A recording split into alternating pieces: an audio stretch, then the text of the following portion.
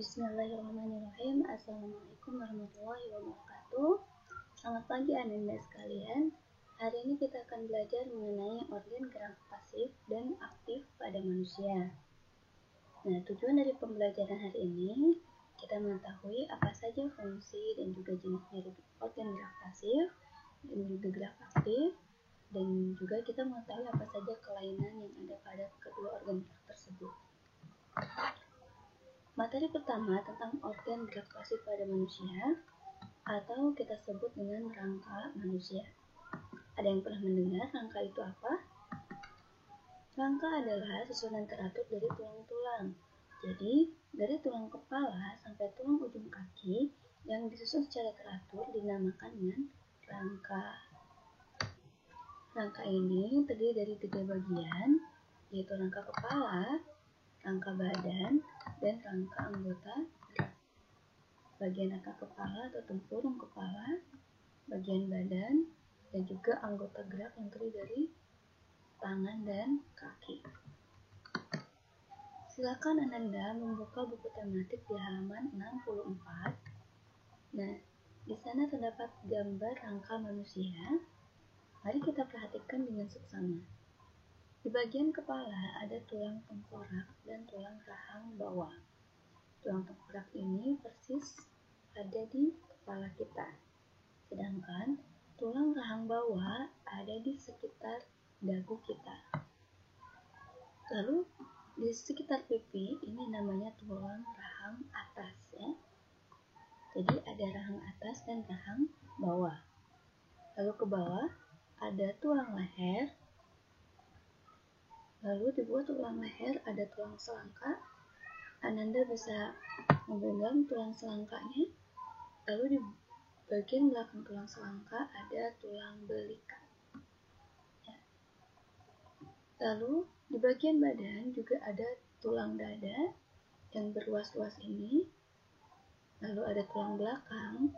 Jika kalian memegang punggung bagian belakang, maka akan terasa tulang belakang. Lalu ada tulang panggul. Nah, ini adalah tulang-tulang yang berada di bagian badan. Lalu kita ke bagian tangan. Nah, ada tambahan di bagian sini adalah tulang lengan atas. Lalu di bagian bawahnya ada tulang pengumpil dan tulang hasta. Perbedaannya, tulang pengumpil ini berpelurus dengan ibu jari. Sedangkan tulang hasta lurusannya dengan jari kelingking. Ya, Anda sekalian bisa mengecek tangannya. Yang lurusan dengan ibu jari adalah tulang pengumpil, sedangkan yang lurusan dengan kelingking adalah tulang hasta. Lalu ada tulang telapak tangan dan tulang jari tangan. Kita ke bagian kaki, ada tulang paha, tulang tempurung lutut, tulang kering, tulang di kaki yang bagian atas dan besar itu namanya tulang kering, dan tulang betis, tulang kecil di belakang tulang kering. Ananda bisa mengecek kakinya masing-masing. Lalu ada tulang pergelangan kaki. Tambahannya di sini harusnya ada tulang telapak kaki dan tulang jari kaki. Nah, inilah adalah rangka manusia. Tambahkan. Nah, di halaman 65, mari kita memasangkan nama tulang dengan gambarnya. Silahkan Anda dibuka buku tematik 65 dan kita kerjakan secara bersama-sama. Nah, silahkan dikasih garis di buku tematik Anda untuk tulang lengan atas sesuai dengan panah, tulang hasta yang berpelurus dengan jari kelingking, tulang pengumpil yang berpelurus dengan ibu jari, tulang pergelangan tangan, dan tulang telapak tangan. Lalu tulang pada kaki manusia, tulang paha, tulang kering, tulang betis di belakang tulang paha ya. Tulang betis di belakang tulang kering, tulang tempurung lutut, tulang pergelangan kaki, tulang telapak kaki, dan terakhir tulang jari kaki. Silakan Anda kerjakan di buku halaman 65. Nah, Lalu kita akan masuk ke organ gerak aktif manusia, yaitu adalah otot. Otot merupakan jaringan yang ada di dalam tubuh manusia, berupa alat gerak aktif yang menggerakkan tulang, sehingga menyebabkan suatu organisme atau individu dapat bergerak. Otot pada manusia dibagi menjadi 3 bagian. Ada yang disebut dengan otot polos, otot lurik, dan otot jantung. Nah, seperti ini gambarnya. Di halaman 106 terdapat perbedaan antara otot polos, lurik, dan jantung. Mari kita bahas satu-satu. Pertama kita akan bahas otot polos. Nah, otot polos ini adalah otot yang bekerja tanpa sadar, dalam arti tidak diperintah oleh otak. Sedangkan otot lurik, otot ini bekerja dengan sadar atau disuruh atau diperintah oleh otak. Begitupun dengan jantung. Otot jantung otot yang bekerja secara sadar dan secara terus-menerus tanpa istirahat atau berhenti. Dalam bentuknya, otot polos adalah gelondong, berbentuk gelondong seperti ini. Sedangkan otot lurik berbentuk silindris dengan garis gelap terang, dan otot jantung berbentuk silindris dan juga perpaduan dengan otot polos. Dalam sel, otot polos memiliki satu inti sel berada di tengah. Ini ya, yang bulat ini disebut dengan inti sel. Dalam satu gelondongan ini terdapat satu inti sel. Sedangkan pada otot lurik memiliki sel banyak dan kebanyakan ada di tepi, di samping-samping ya. Untuk otot jantung memiliki penampakan yang bercabang dan memiliki satu inti sel berada di tengah.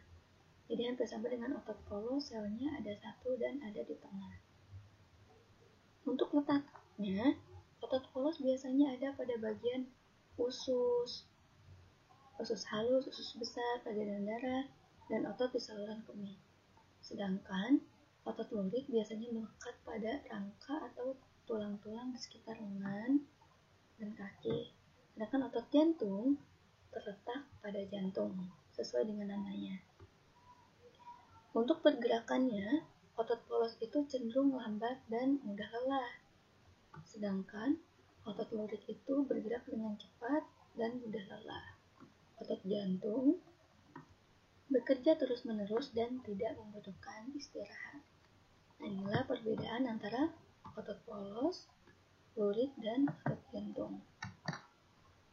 Nah, lihat di halaman selanjutnya, di manakah letak otot-otot berada? Kita kerjakan bersama-sama. Otot polos sesuai dengan pembahasan tadi berada di daerah usus. Otot lurik menempel pada rangka, sedangkan otot jantung berada di daerah jantung. Kemudian di halaman 114 terdapat macam-macam gerak otot. Bisa diluruskan, contohnya meluruskan lutut, sikut, was-was jari. Bisa melakukan gerak menekan ke bawah, gerak memutar, menjauh, atau memutar lengan misalkan, dan sebagainya. Jadi otot pada tubuh kita itu dapat melakukan beberapa macam gerakan. Nah, otot di dalam tubuh kita memerlukan perawatan yang baik dari diri sendiri agar dapat membuat diri kita menjadi lebih sehat. Di halaman 116 terdapat 6 cara merawat otot pada manusia. Yang pertama, menghindari gerakan yang membebani kerja otot secara berlebihan. Kedua, melakukan peregangan. Biasanya ketika kita akan olahraga, kenapa harus pemanasan? Agar mengurangi cedera. Lalu melakukan latihan rutin. Olahraga rutin itu lebih menyehatkan. Memenuhi kebutuhan cairan tubuh dengan banyak minum air putih, mengonsumsi makan yang bergizi dan bermanfaat, dan juga meringankan nyeri otot. Nah, kita akan masuk kepada macam-macam gangguan gerak pada manusia di halaman 134. Pertama, kelainan pada organ gerak pasif atau tulang, ada fraktura atau patah tulang. Nah, biasanya disebabkan oleh kecelakaan, baik kendaraan bermotor atau jatuh yang tidak disengaja. Nah, bisa dilihat di gambarnya, ini adalah tulang yang normal, kemudian ini terjadi kecelakaan yang menyebabkan patah tulang atau disebut dengan fraktura. Yang kedua, ada osteoporosis. Osteoporosis ini biasanya terjadi pada lansia atau orang tua lanjut usia disebabkan karena adanya pengeroposan tulang. Ya, ini gambarnya. Ini gambar yang normal, ini yang terjadi pengeroposan. Yang ketiga ada fisura atau retak tulang. Kalau tadi fraktura itu patah, kalau fisura itu retak. Jadi hanya retak, bisa disebabkan oleh kecelakaan. Lalu ada lordosis, yaitu kelainan tulang karena sikap duduk yang salah, sehingga tulang belakang lebih melengkung. Lalu ada skoliosis, kelainan tulang karena sikap duduk yang salah. Ini akan menyebabkan badan bengkok membentuk huruf S. Jadi ketika kalian belajar menggunakan meja, harusnya duduk dengan baik. Lalu ada kifosis, kelainan tulang karena sikap duduk membungkuk, sehingga tulang belakang membengkok ke belakang. Jadi ini ada 6 kelainan ya pada organ gerak pasif atau tulang. Nah, ini gambaran dari kelainan tulang: lordosis, skoliosis, dan kifosis.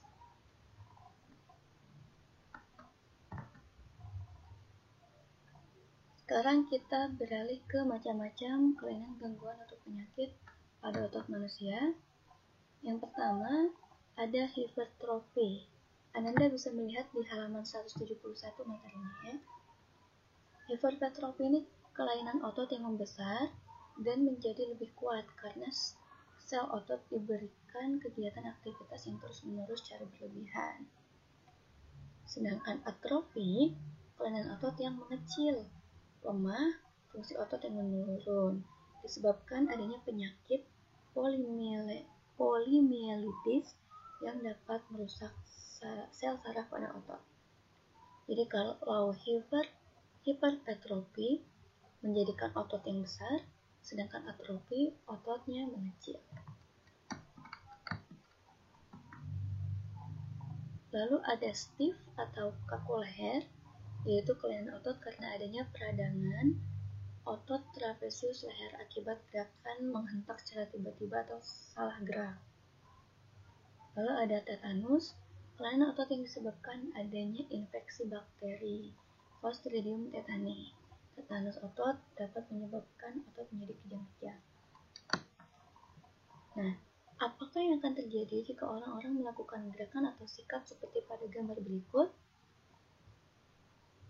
Ada di halaman 181, mari kita kerjakan bersama ya.